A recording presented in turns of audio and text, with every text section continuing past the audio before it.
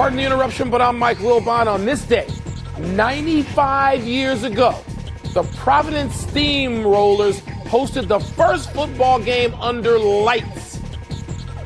I'm Tony Kornheiser. I remember it well. It was one of my first assignments.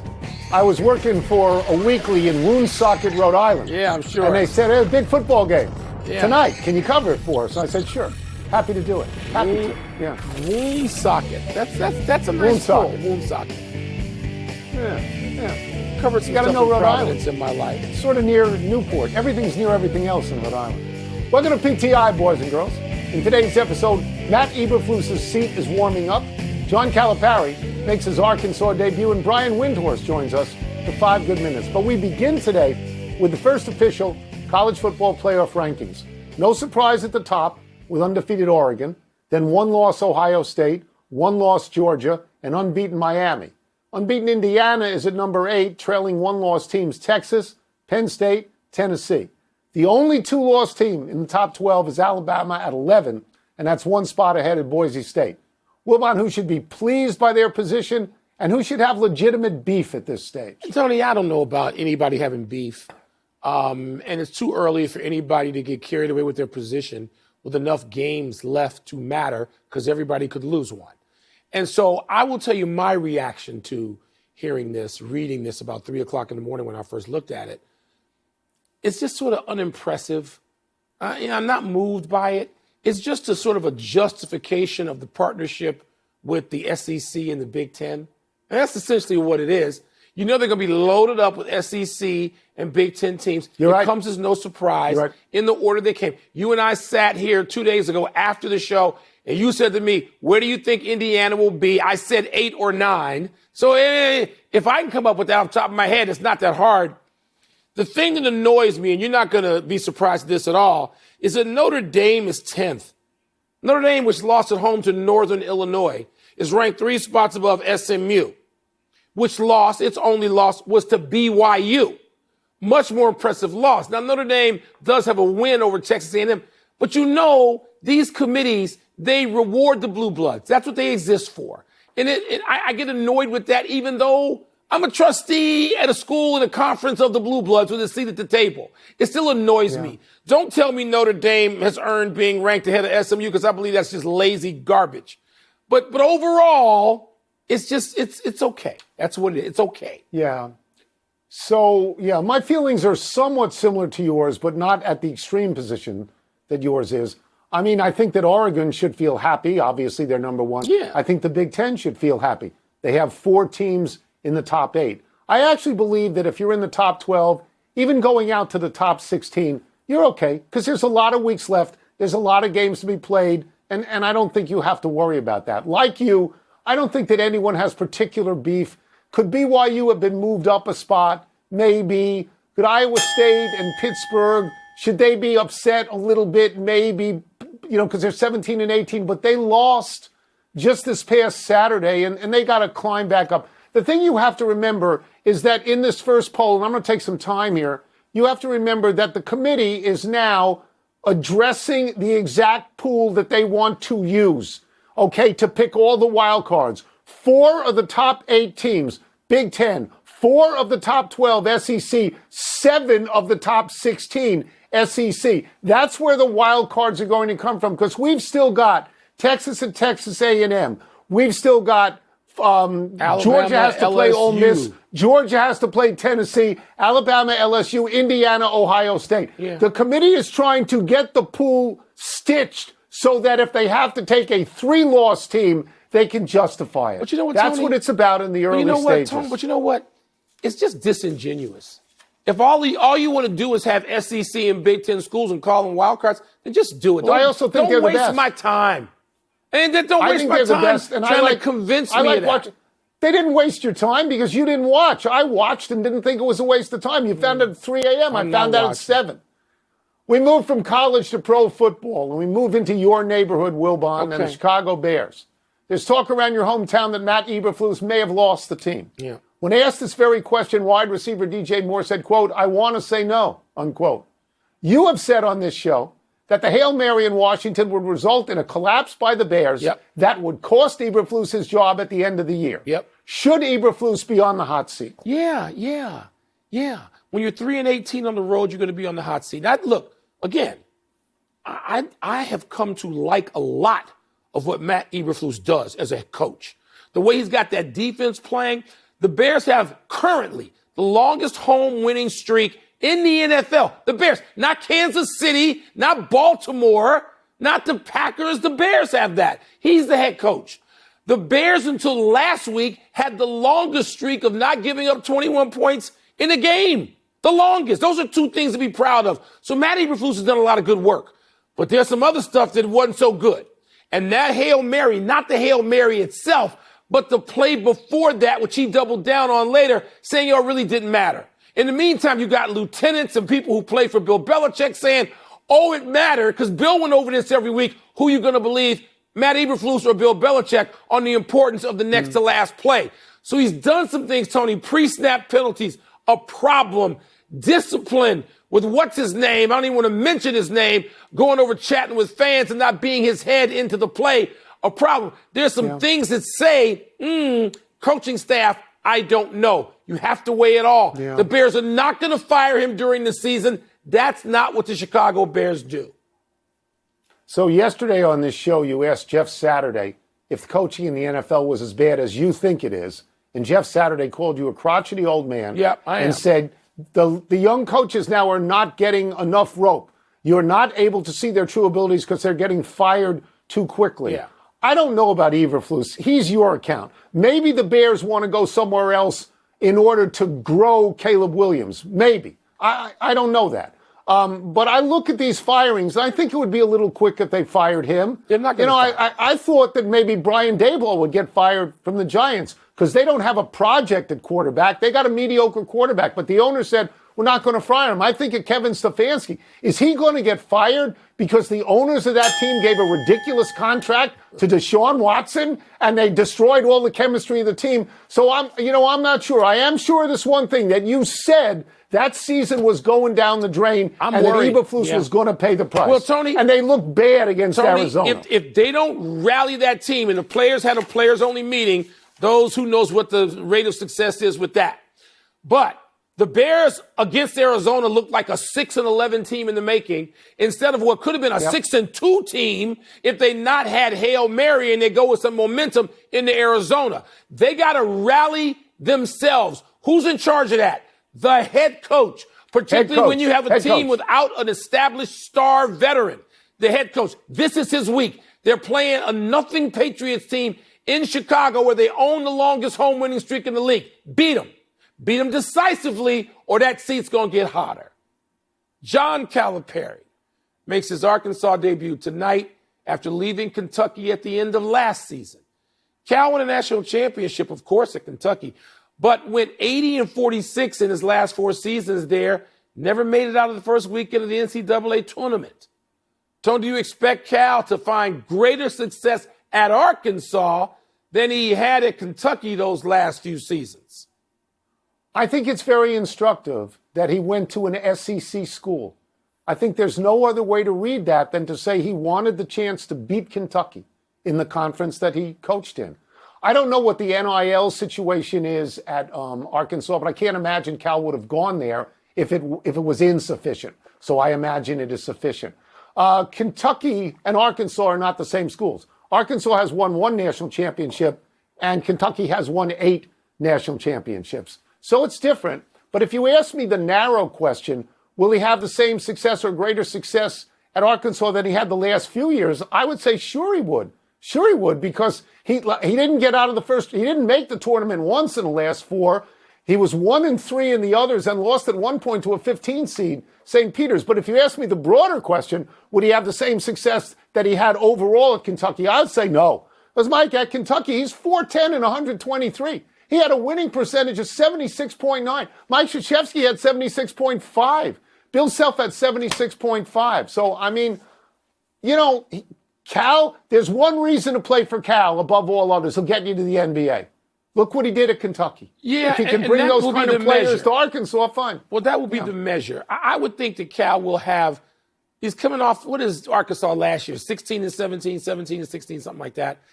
I think he can have success in the short term in Arkansas that eclipses what happened the last couple of years in Kentucky in the short term. Agree.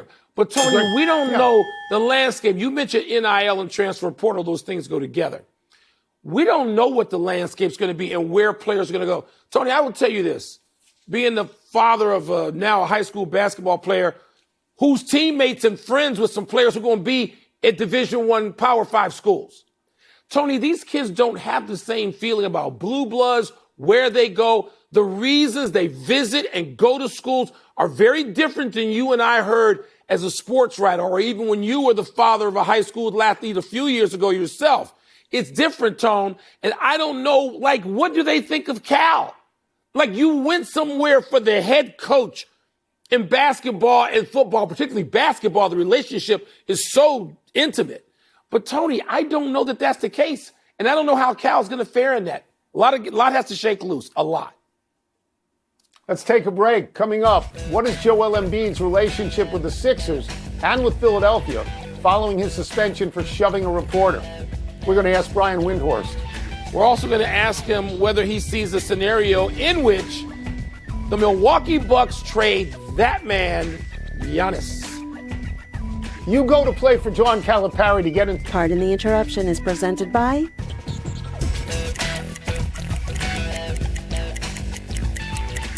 Let's dig into the NBA with our great friend, ESPN senior NBA writer, Brian Windhorst. Brian, let's start with this.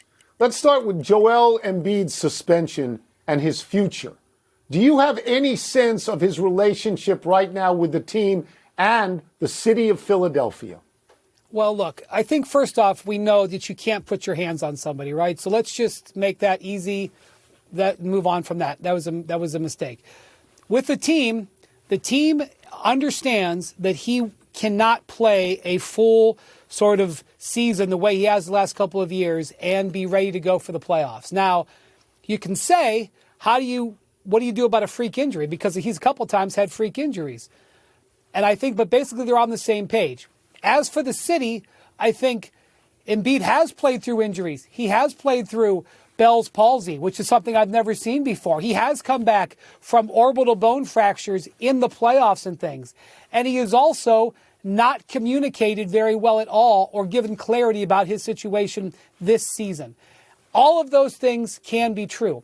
And I think if they were 3-3 and not 1-5, because by the way, look at the standings. 3-3 right now would have you in third place in the Eastern Conference. If they were 3-3, I think that there would not be as much pressure. But because Embiid has not communicated well and there had been a lack of clarity when he wasn't on the injury report and then all of a sudden says he's actually injured and then he gets into the fight and they're losing, I think you put all those things together, you create frustration. So let's see if they can pull a couple of those off, like win a couple of games and have him out on the court. Well, Brian, let's move from the drama along I-95 to the drama along I-94 involving the Milwaukee Bucks, who are 1-6 this season, which is sort of unthinkable, but they, are missing a really top player too.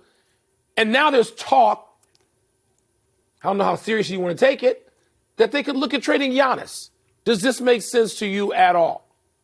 I don't think right now there's any discussion about trading Giannis. I don't think Giannis wants that. I don't think the Bucks are looking for that. If you're asking me whether I think that could be something that could happen on the horizon, yes. I and many other people in the league are keeping an eye on that. But right now, they're dealing with two realities. Reality one is that this team is hemmed in. They do not control their next 6 first-round draft picks. Either they have traded them or they've swapped them. They have no way to trade, nor does it make any sense under those circumstances to rebuild because you can't control that. The other thing is they have a $75 million tax bill and they are in the second apron. Ooh. All of those things mean that there's no way to really address this roster. And so their only salvation will be from themselves. And they have got to handle what they can do with this roster. And again, I will say to you, they are 1-6. If they had 2 more wins, they would be 3-3, and they would be in third place. The last 2 games to the Cavs, they have lost by 1 possession. If they win those games, they're in third place. So I would say that I don't love their chances of beating the Celtics when it matters. I don't think that there's something that's going to dramatically have them, alter this roster. And I do think they're under pressure with Giannis, but I also don't think they're pulling the plug anytime soon here. I'm glad you mentioned Cleveland. Undefeated Cleveland under Kenny Atkinson playing this pace that looks like the San Antonio Spurs from 40 years ago. Brian, why are they so much better? I know it's only 10% of the season, small sample size, but what's up with the Cavaliers? Two reasons. One, continuity. If you're going to get off to a great start in the NBA, it sure helps to have continuity, and they have that. I know they've got a new coach, but they've got their same roster back, and you can see them playing well with each other. Second thing, Evan Mobley and Darius Garland have lifted their ceiling. They're just playing much better basketball. When you watch Evan Mobley, last year he led the league in indecision on offense. I'm telling you, he'd get the ball, he wouldn't want to shoot it, he'd pump fake 3-4 times, pass it. Now he gets the ball, and he's immediately making an aggressive play, a drive, a pass, a shot. That's the effect of Kenny Atkinson and his teammates wanting to do it. Darius Garland had some injuries last year, hasn't felt great alongside Donovan Mitchell. This year, been totally different. He had 2 30-point games all of last season. He's had 2 in the last week. That lightens the load on Donovan Mitchell, lifts their ceiling, and makes them a much more dynamic team. And in the East, that again, doesn't have many good teams right now. They stick out like a sore thumb. I will get you out of here on this, and I will ask you to give me a short answer if you can. The 6-1 Warriors are at the 7-1 Celtics tonight. Wilbon and I thought the Warriors were done. But so far, Buddy Hield has been stellar replacing Klay Thompson. Is that something you think this team is confident that they can sustain? They're defending number 2 in the league right now behind OKC in defense. That gives them a chance. To watch with the Golden State Warriors is the trade. They tried to trade for LeBron James last year. They tried to trade for Paul George. They tried to trade for Lauri Markkanen.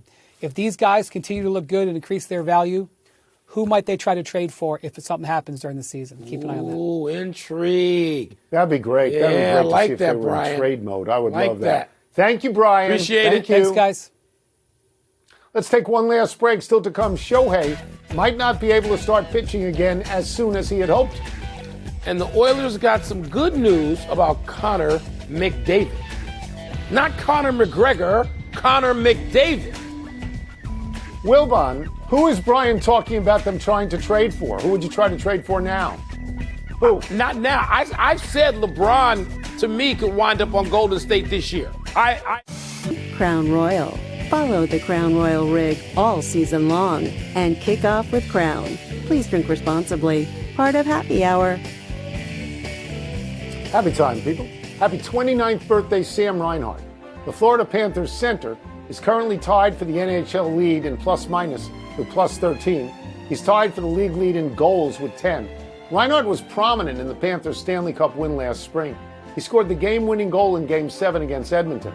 Reinhart had 10 playoff goals after leading the Panthers in goals in the regular season with 57, second only to Toronto's Austin Matthews' 69 goals. Reinhart was originally drafted number 2 overall by Buffalo in 2014 and then traded to Florida in 2021.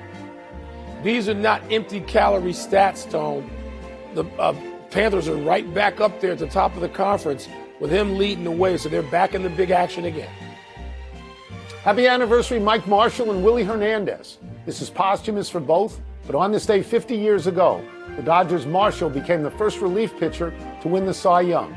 10 years later to the day, the Tigers' Hernandez became the second reliever to win MVP and Cy in the same season. Marshall was a workhorse. He appeared in 106 games in 1974, throwing an astounding 208 1/3 innings with a 2.42 ERA. Hernandez led all relievers in appearances in 1984 with 80, pitching 140 1/3 innings with a 1.92 ERA. 9 relievers have won a Cy, but none since Eric Gagne in 2003. Back to the Marshall stat, Tony. Only 4 pitchers in Major League Baseball went more innings, and they're all starters, of course, than Marshall did that year. 4.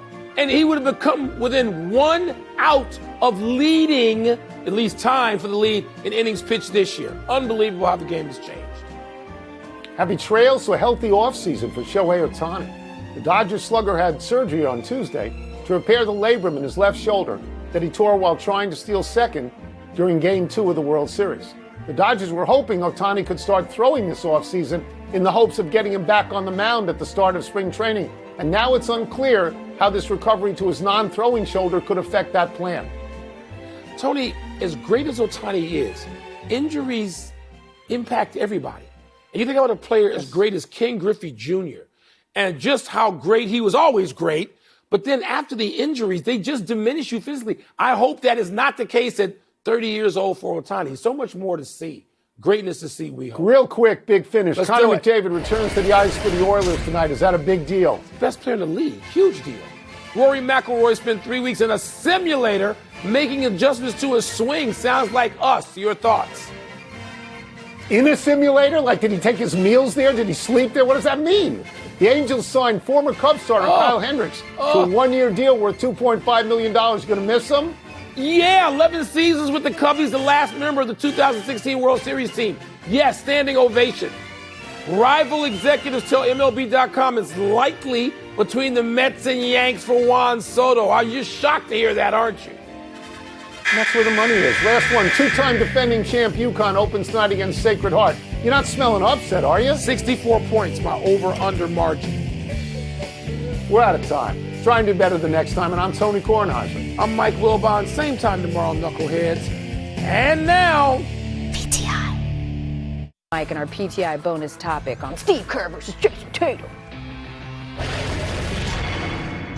All right, Wilbon. How do you view the Steve Kerr, Jason Tatum beef? I love stories like this, Tony. I mean, these are unique to the NBA in a lot of ways because there's such intimacy here, and people have such knowledge of each other. And look, I'm in the tank for Steve Kerr. You know that. I mean, Steve Kerr, a champion with my Bulls, and just a champion as a player and a coach and everything. I like what Steve Kerr stands for. Love the way he conducts himself. Love the way he coaches. But if you're a Celtics player, and not just Jason Tatum, but if you are Derek White and didn't play a couple of games, at least one game, and played not that many minutes. If you're Drew Holiday, you were held sort of out one game. I don't know if it's benched or not. And if you're Jaylen Brown, who's not playing tonight, but who wasn't even selected for the team, you can have team beef. Great players find a reason to put a chip on their shoulder even when there is none.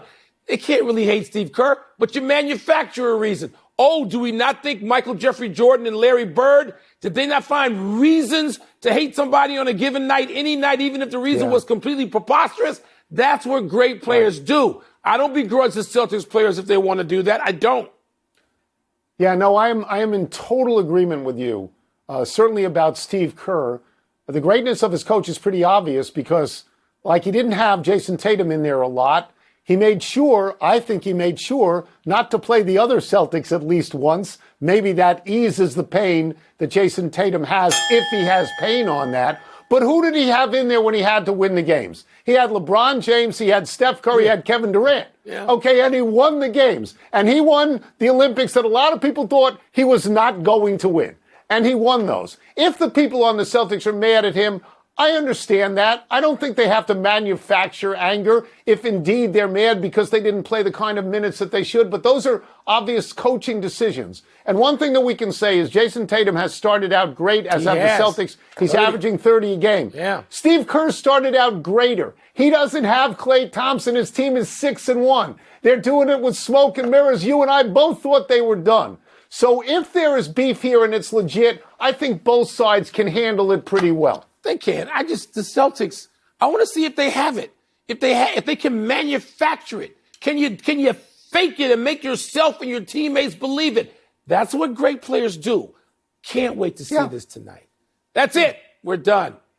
Back to you.